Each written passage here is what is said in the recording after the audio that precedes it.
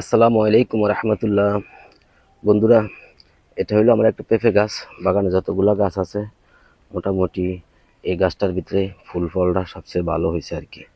তো যাক, আলহামদুলিল্লাহ, আল্লাহর কাছে লক্ষ কোটি শুক্রিয়া যে আমি তো এভাবে পরিশ্রম করতে পারিনি, পরিচর্যা করতে পারি, তারপরে ভালো ফল আসছে। কিন্তু দুঃখের বিষয় হলো এই যে কদিন ধরে খুব বৃষ্টি হইতে আছে, দেখেন মাশাল্লাহ ফুল ফল। এই টানা বৃষ্টির কারণে যে দেখেন এই গাছটা গোড়ায় দিক থেকে পানি জমে, আমি তারপরে দেখেন লাইন করে দিয়েছি ওই মাথার থেকে এদিকে যেন পানি না জমে। এই যে এখানে জমে আসলে 2-3 দিন এদিকটা কাইটে এদিকটা নামাই দিছি, অথচ এই যে দেখেন পুকুরের পানি আমার বেড়ে গেছে গা, মানে নামার পানিটা বেড়ে গেছে। তো নামার পানি যখন বেড়ে গেছে তখন তো আমার এই আর কোনো কিছু করার নাই। এটার নিচে পানি একদম পাড়া দিলে নরম। এখানে এই যে গাছের গোড়া আশেপাশে দেখেন, এখান দিয়ে কি অবস্থা। এই যে এইগুলা গাছের গোড়া দিয়ে এই যে দেখেন এখানে একদম পানি নরম, মাটি নরম আর কি। এখানে পাড়া দিলে একদম পাওয়া ডেবে যায়, এই হলো অবস্থান।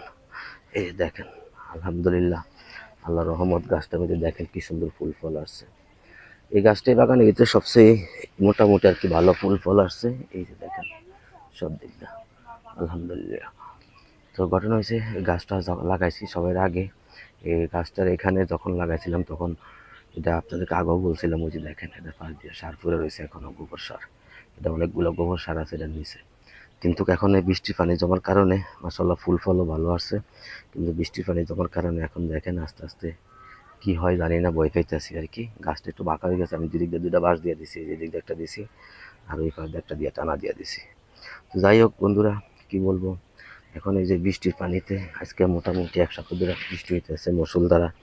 এই যে দেখেন গাছের আমি এইখান দিয়ে পানির লাইনটা করে দিছিলাম আগে, যে পানিগুলো জানি দিকটা নাইমা যায়। কিন্তু এই যে এখন দেখেন এখানে তো পানি বেড়ে গেছে, এখন ওই নিচের পানিগুলোই ভিতরের দিকে ঢোকার সম্ভাবনা খুবই বেশি। আর কি বলবো, যাক তারপরও আল্লাহর রহমত, আল্লাহ যা করছে, আল্লাহ যা করে আল্লাহ মঙ্গলের জন্যই করে। এই যে দেখেন এটা হলো আমার এই গাছটার অবস্থান। তো কি বলবো আর বন্ধুরা, আপনারাও সবাই দেখেন এই আর কি। আসলে প্রকৃতির সাথে কিছু করার নাই, যখন যেটা হয় আর কি সেটা মেনে নিতে হবে। এখন তো প্রথম খুব সুন্দর ভালো লাগছে, ফুল আসছে ফল আসছে দেখে খুব ভালো লাগছে। এখনও আলহামদুলিল্লাহ খুব ভালো লাগতেছে, যদি আল্লাহ বাঁচায় রাখে তাহলে যে কোনো অবস্থায় বাঁচায় রাখতে পারে। কিন্তু ভয় হইতেছে একটি কারণ, সেটা হইলো এই যে দেখেন একেবারে গোড়ার ভিতরে এই যে দেখেন কি অবস্থা, এই দিকটা এই যে একবার এখানে পানি জমা আছিল কয়টা দিন ধরে। তো আমি যাই হোক কষ্ট করে নামাই টামাই দিছি, এরপরেও এই যে এদিকে ড্রেন করে দিছি। কিন্তু এখন দেখা যাইতেছে যে আপনার ড্রেন করার পরে যে নামার পানি উঠে ভিতরের দিকে ঢুকে যাইতেছে।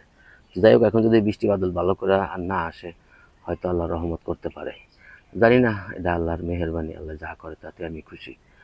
আর কি বলবো, এই গাছটা শখের গাছ আর কি, বাগানের ভিতরে সবচেয়ে সুন্দর গাছ এবং সুন্দর ফল আসছে আমার আমার মতে আর কি, সুন্দর ফল আসছে।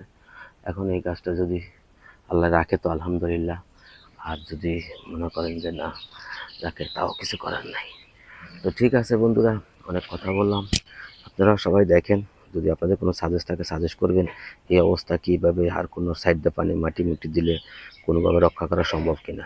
কিন্তু মূল বিষয় হলো যে গাছের যে নিচে নিচে অনেক পানি। এই যে এই বাঁশটা দেখেন, এই বাঁশটা আমি যখন গাছছি এই বাঁশটা 7 ফিট 8 ফিট বাঁশ, সেটার ভিতরে আমি সেদিনকে ঝাঁকা দিছি, তাই এরকম মাটি নিচে ঢুকে গেছে। ওই বাঁশটা মানে 4-5 ফিট নিচে নেমে গেছে গা, এত নরম নিচে, হালকা হাত দিয়ে যাতা দিছি নেমে গেছে গা।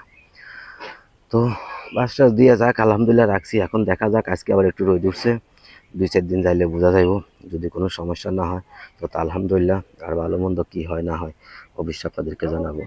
তো বন্ধুরা, যদি আমার এই কর্ম ভালো লাগে আপনাদের কাছে, অবশ্যই লাইক করবেন, কমেন্ট করবেন, শেয়ার করবেন, সাবস্ক্রাইব করে আমাকে উৎসাহিত করবেন। আর আপনারাও যে যেখানে পারেন সেখানে গাছ লাগাইবেন, বিশেষ করে ছাদে পারেন, বারান্দায় পারেন, উঠানে পারেন, যেখানে ফাঁকা জায়গা পাইবেন সেখানে গাছ লাগাইবেন। এতে করে আমাদের খাদ্যের চাহিদা মিটবে, পাশাপাশি আমাদের পরিবেশের ভারসাম্য রক্ষা করবে। আর জলবায়ু পরিবর্তনের জন্য অবশ্যই বড় ধরনের ভূমিকা পালন করবে এই গাছ। তো ঠিক আছে বন্ধুরা, আজকের মতো রাখি। আপনারাও সবাই ভালো থাকবেন, নিজের খেয়াল রাখবেন। আল্লাহ হাফিজ।